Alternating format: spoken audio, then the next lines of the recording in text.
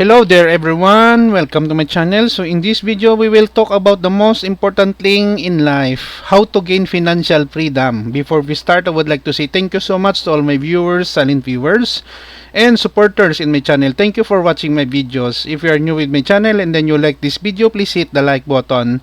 Don't forget to share, and please support my channel guys if you are new by clicking the subscribe button. You may click the notification bell so that you will be notified with my newly uploaded video. So let's begin. How to gain financial freedom. Gaining financial freedom is a significant goal for many people, and it involves achieving a level of financial security and independence that allows you to live life on your terms. Here are some steps to help you work towards financial freedom. Number 1. Set clear financial goals. Define your financial goals, both short-term and long-term. This could include paying off debt, saving for retirement, buying a home, or starting a business. Having a clear objectives will guide your financial decisions. Number 2. Create a budget. Develop a budget that outlines your income and expenses. A budget helps you understand where your money is going and allows you to allocate funds to savings and investments. Number 3, reduce debt. Pay down high-interest debt as quickly as possible. High-interest debt, such as credit card debt, can be a significant obstacle to financial freedom. Focus on paying it off to free up more money for saving and investing. Number 4, build an emergency fund. Establish an emergency fund with 3 to 6 months worth of living expenses.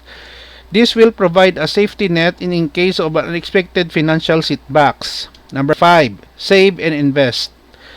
Consistently save a portion of your income and invest it wisely. Diversify your investments to manage risk and consider using tax advantage accounts such as 401ks and IRAs for retirement savings. Number 6, most important also, that we should have to remember, live below your means. Avoid lifestyle inflation. As your income grows, resist the temptation to increase your spending proportionally. Live below your means and save or invest the difference. Number 7, increase your income.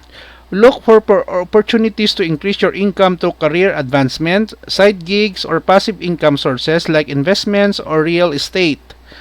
Number 8, educate yourself. Continuously educate yourself about personal finance, investing, and wealth building strategies. Knowledge is a powerful tool for making informed financial decisions.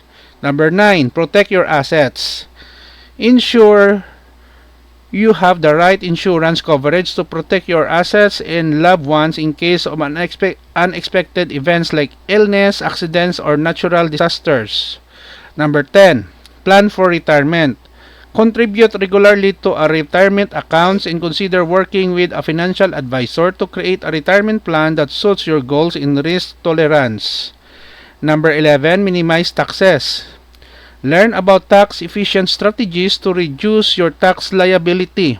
Legally, tax planning can help you keep more of your money. Number 12, review and adjust. Regularly review your financial plan and make adjustments as needed. Life circumstances and financial goals may change, so your plans should adapt accordingly.